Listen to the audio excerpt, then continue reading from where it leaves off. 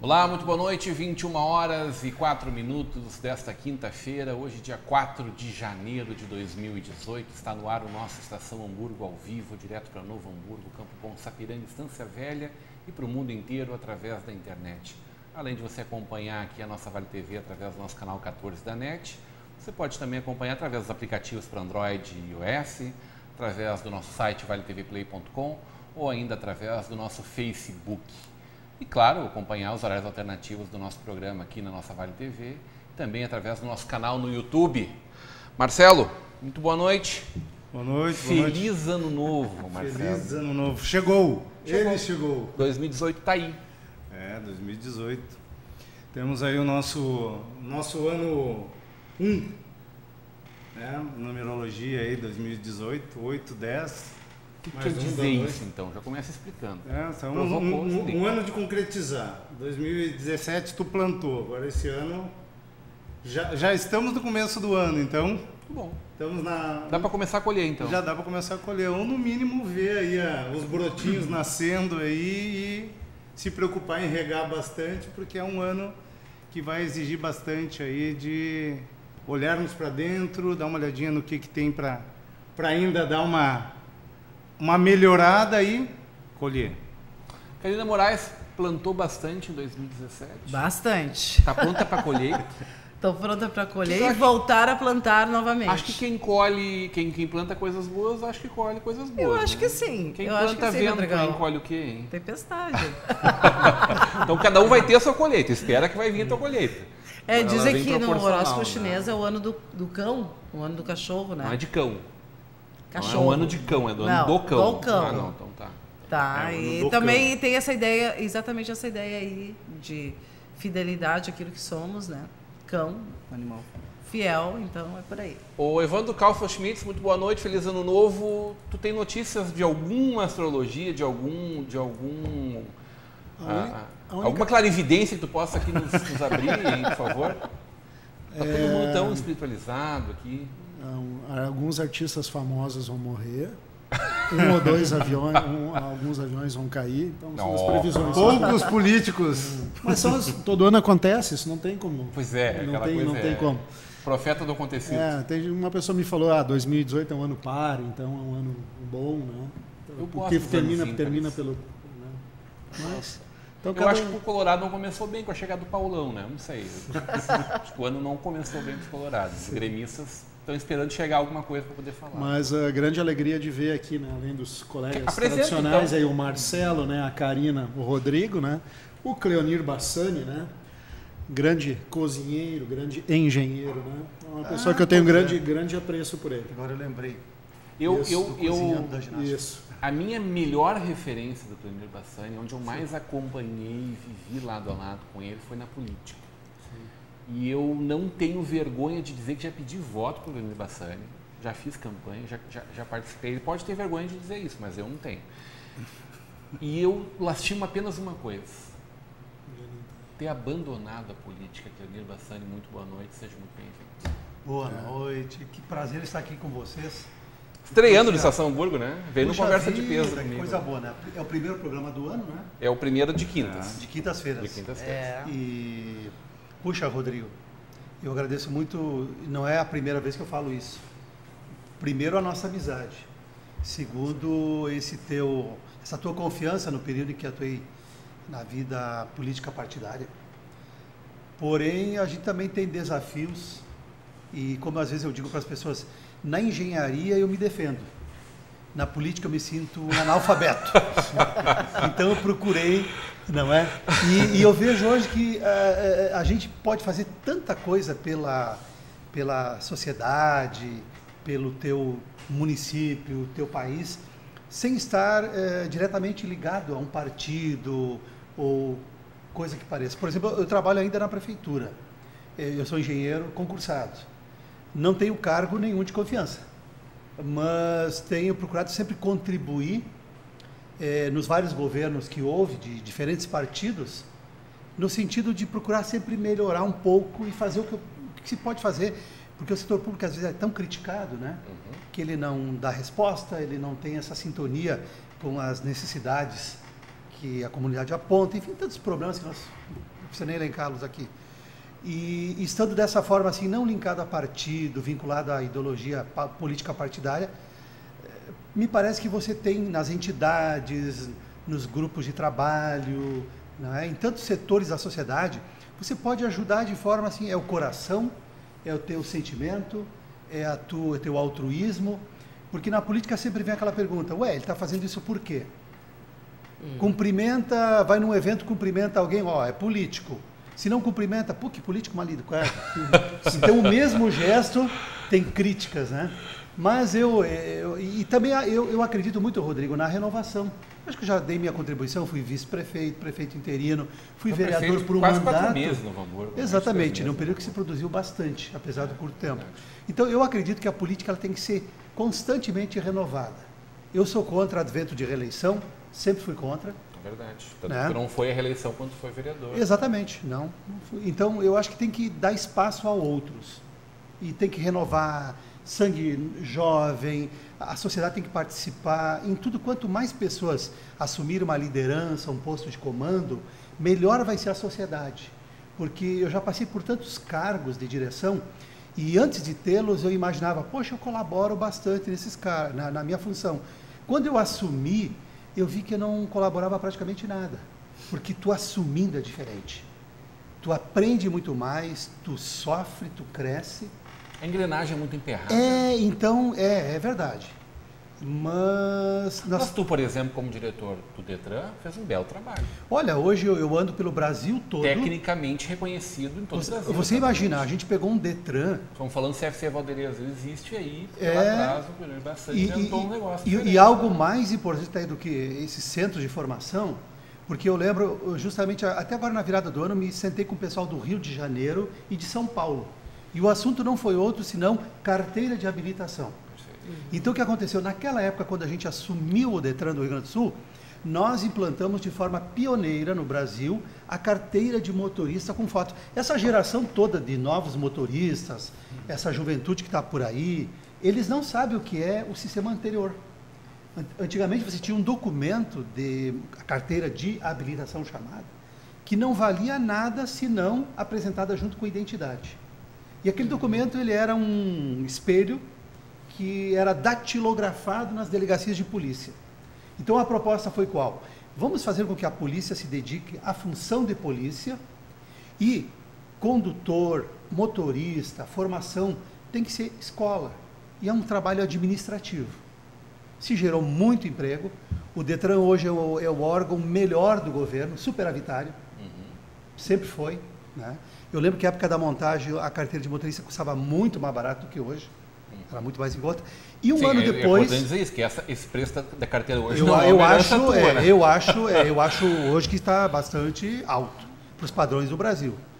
E o que aconteceu depois de um ano da implantação aqui no Estado, o Brasil todo passou, através da promulgação do novo Código de Trânsito, se instituiu os Centros de Formação de Condutores, que é o modelo do Rio Grande do Sul.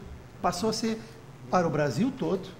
Eu passei assim a participar de eventos, palestras em todos os estados do Brasil, gratuitamente para ajudar o pessoal. Oficial do Estado, que não é gerado por um órgão do Estado, né? Ele é gerado por um cessionário do Estado, na verdade. Como isso? O documento. Sim, ele é o único documento. Todos os documentos a gente tem que ir no órgão público para fazer, né? Carteira de trabalho, carteira de habilitação, o título de eleitor, o CPF e tal. Ali a gente tem a diferença de não terceirizar, não, de cessionar para que alguém resolva isso, absorva isso, diminua, deixa que o Estado cuide daquilo que precisa cuidar. Como tu falou, polícia cuidando de segurança pública. Exatamente. Imagina quanto setor de trânsito, né? E você chegar numa delegacia de polícia, muitas vezes, problemas de assalto, imagina a violência que nós temos hoje, né? A demanda pelo serviço. Ali, né? E aí a carteira de motorista era tratado ali, na delegacia de polícia.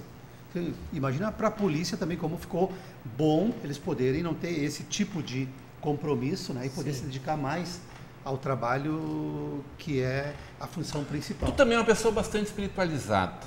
O que tu está enxergando para 2018? Olha, eu procuro... Vamos começar falando primeiro de gente, depois a gente vai falar de política também. Não vai fugir de falar de política com a gente, né, Evandro? Sim.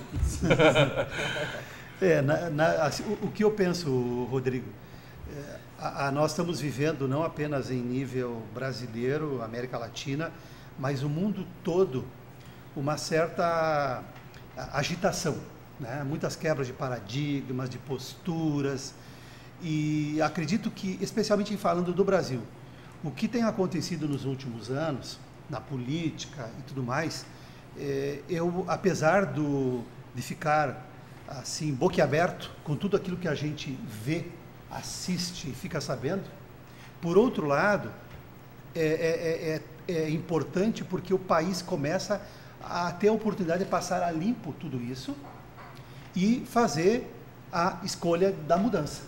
Então, mais do que nunca, está nas mãos dos brasileiros, né? Esse ano teremos eleição, vai ser um ano bem atípico, porque teremos 9 feriadões nesse ano. Teremos Copa do Mundo lá em junho e teremos ainda eleições. Então, vai ser um ano muito conturbado, né? A economia começou calminha, tranquila, mas tudo pode acontecer, mas os indicadores são positivos. Depois de um ano que parecia ser uma retomada, assim, né? Exatamente. Um fôlego para todo mundo. Então, nós precisamos ter muita calma, muita prudência, procurar haver o entendimento, né? E a gente vê as pessoas também se exacerbando muito. Eu sou contra, sou a favor, sou desse lado, sou daquele lado. Brigando, né? Brigando. E a gente às vezes brinca até com o futebol. Os jogadores de futebol fazem um Grêmio e Inter. Os jogadores vão lá brigar no campo, disputam a bola, mas saiu dali, vão jantar junto, vão fazer festa junto, né? E o cidadão fica brigando, e aí até com violência. Quantas pessoas esse ano perderam a vida em torno de estádios de futebol? E às vezes até nem sabendo direito por quais motivos. Então eu acho que nós temos que ter esse crescimento da maturidade, da nossa função. Acho que então tudo isso que está acontecendo está nos trazendo uma responsabilidade de aprendermos e crescermos, porque nós somos uma civilização aqui muito jovem ainda. Nós não vivemos guerras, não vivemos tantos infortúnios como uma Europa já viveu. Somos jovens e a gente não tem furacão, a gente não tem terremoto, a gente não tem maremoto, a gente não tem pestes desastrosas. Não tem invasão. Mas com o governo do Brasil precisa bastante. Sim. O que eu digo sempre assim, um governo que não atrapalhe já é muito bom. Eu fiquei, vamos entrar um pouquinho em política, por favor, Marcelo. Eu fiquei sem entender a atitude do Júnior hoje, que primeiro convoca a Força de Segurança, depois ele diz na Rádio Gaúcha de alto e bom som, não, eu não queria convocar, eu sei que quem convoca é o governo do Estado, jamais faria isso desta forma e tal. Mentiu. Minutos depois entra o locutor da Gaúcha, o Brito, para ler a nota que o presidente que foi enviado ao presidente da República. Quer dizer, e olha, está falando de renovação na política. O PSDB tem um grande candidato a governador, né, lá de Pelotas, Eduardo Leite, que vem muito forte para essa campanha. Só tem que cuidar para não estragar isso, né? Porque é um grande cara que pode ser um cabo eleitoral contrário a ele, por exemplo, o governo Marquesan, com esses ímpetos dele. O problema todo que a gente... É a mesma questão de sempre, né? É a mesma questão que se dispara um processo achando, né, no achismo, e aí na sequência vem todo o emaranhado em volta, e aí tu passa essa vergonha, que isso é uma vergonha, né?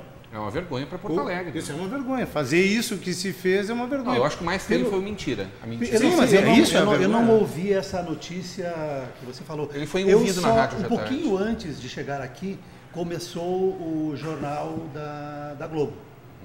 E antes disso tinha na notícia local aqui, do jornal local, a notícia de que o prefeito havia encaminhado uma correspondência igual ao governador e ao presidente.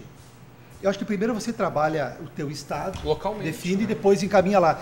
O próprio Chile disse isso, poxa, a gente tem resolvido internamente aqui. De forma talvez simultânea, né? Talvez no ímpeto, né? O evento vai ser dia 24, já estamos agora no dia 3, dia 4, talvez quis acelerar, você precisa não é jogar gasolina numa fogueira, Evandro, porque aquela fogueira tem tudo para dar labareda alta, né? Agora não vai ser pior, por exemplo, do que foi a oitiva do Lula em Curitiba a primeira vez, me parece. Sim. Que foi aí um processo dramático de horas, de milhares de pessoas convocadas, não sei o quê, e a Força Nacional de Segurança não foi chamada. São vários aspectos ali, no caso do Marquesan. Nós estamos requerendo transparência sempre, né? E faltou hombridade dele de dizer, não, errei, no caso. E eu acho que faltou também uma questão de habilidade política, né?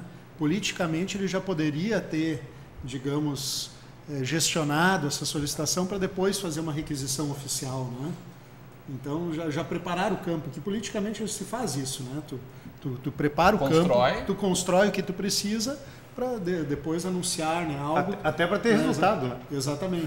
É mais fácil dar certo, né? Até para ter resultado. Porque senão o que tu cria? O que tu vai criar, né? Que tu já criou uma discussão, tu já criou um processo onde sobre este processo tu tende a ter represárias. As represárias são naturais a um processo mal conduzido, né? E ele não é tão...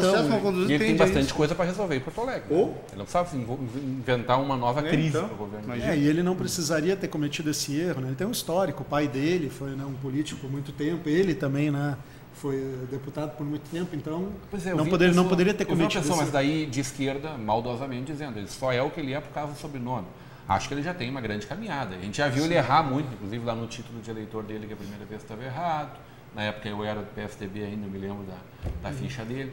Agora, depois disso, ele acertou muito mais do que errou. Mas ele um político experimentado, foi deputado federal. Sim. Puxa vida. Mas acho que o requerimento é válido, porque realmente está criando duas facções. Na briga? Eu tô verificando que realmente vai ser um momento de grande impacto, muito tenso. E a esquerda não usa isso mais ainda para inflar ainda mais os ânimos? É legítimo que os líderes de esquerda e de direita convoquem... É por isso que eu estou dizendo do conceito da má condução, entendeu? Se tu conduzisses de uma forma tranquila nos bastidores, tu teria um resultado. O senador Paim, que tu tem hoje, tu já tem um outro ponto, né? O senador Paim, antes disso, já estava inflando a torcida, né? Mas óbvio. Sim. Hoje mostrou que no aeroporto já tinha líderes de esquerda que já estavam aqui se preparando para o dia 24, entende? Então estão já arquitetando esse grande circo que querem que faça, no caso. Mas normalmente acontece isso em Porto Alegre, eles vão marchando ali nas ruas principais, vão até lá no prédio da RBS, vão quebrar vidro, alguns tomar porrada, alguns vão ser presos e termina. Mas agora é de novo, eles querem fazer algo de um patamar muito mais elevado, maior, esse que é o problema. É verdade. Eles têm esse poder de mobilização ainda, bastante. Veja bem, diferentemente, você falava de Curitiba, e Curitiba foi uma oitiva. Agora em Porto Alegre é uma decisão que pode viabilizar a candidatura do Lula. Então, eu acredito que é muito mais grave. É uma decisão de campeonato. É muito mais grave do que Curitiba. Sim. E eu também me coloco, eu já fui prefeito, administrador, às vezes o próprio prefeito, nessa preocupação como responsável pela cidade de Porto Alegre, a capital, onde isso vai se decidir, né? Sim, o mundo inteiro vai olhar para cá. Exatamente, não é tão simples assim o que vai acontecer dia 24.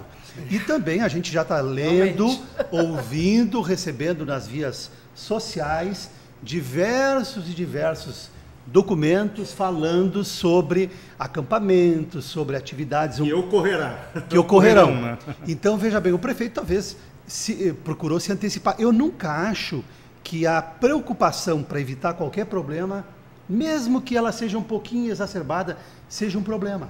Eu acho que o ruim é a negligência. Eu condenaria até o prefeito se ele não tomasse nenhuma atitude. Agora, se ele mandou um ofício, olha, o ofício deveria ter passado... Bom, mas ele mandou simultaneamente para os dois, nacional e estadual, pelo que eu li e ouvi na TV. Não tenho assim... A Força Nacional e o Exército. Então eu não tenho assim os elementos mais para que... Né? Mas no meu entendimento, eu ainda acho que toda precaução é importante diante do que a gente não sabe o que pode acontecer. E isso vai também trazer o quê? Uma atenção de todos, da segurança pública e tal, para se antecipar, porque hoje é dia 4, num instante nós estaremos no dia 24. Passa muito rápido. 20 dias só. E precisamos nos preocupar com isso. Então eu acho que eu não vejo que isso seja um grande problema, né? Até por um prefeito que pegou uma cidade que estava muito...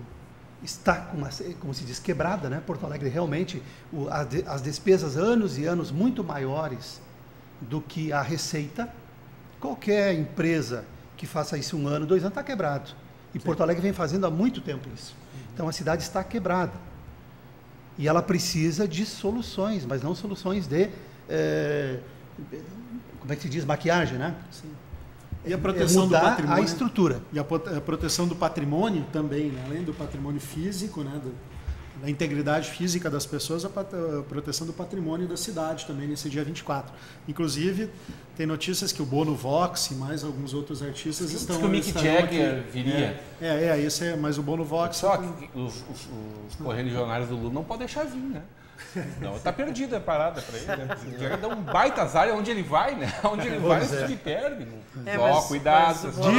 Diz a lenda... Ou seria diz a lenda que ele estava assistindo o jogo do Grêmio lá do Real Madrid. Diz a lenda, não sei se é verdade. Então ele deu uma certa sorte, né? Porque podia ser pior. Eu sou gremista, mas eu fiquei muito... O Grêmio perdeu de 1-0 apenas. Podia ser pior. Abraço pro Carlos Fonseca, Vanderlei Gomes de Andrade, Beto Bandana, nossa audiência. Vera Esbardelotto. Vera, beijo, ó. Boa noite a todos. Boa noite, Vera. Obrigado pela audiência. Grande Vera. Eu tenho a impressão de que esse caso especial do julgamento do presidente Lula, do ex-presidente Lula, para mim são favas contadas. Eu não sei se ele vai ser preso. No dia lá ele não será preso de nenhuma maneira. Né? Precisa ver a execução da sentença, tem prazo de discussão, enfim. Mas me parece que ele não vai ser, não tem como ser candidato neste ano. Acho que de uma forma ou de outra vão resolver isso. Eu acho que o que a esquerda está tentando fazer é marcar a presença, dizer, olha, o julgamento foi naquele dia, houve uma mobilização gigante, popular. Eu acho que ambas as partes estão cumprindo tabela. Não sei. Alguém me acompanha nesse voto aí? Eles requereram, né? A defesa requereu agora uma nova oitiva, né? Referente ao triplex, né? Dizendo que o Moro usou de vícios durante o questionamento.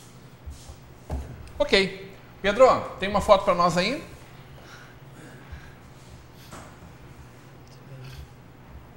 Que lugar é esse? A gente vai para um breve intervalo, volta já já.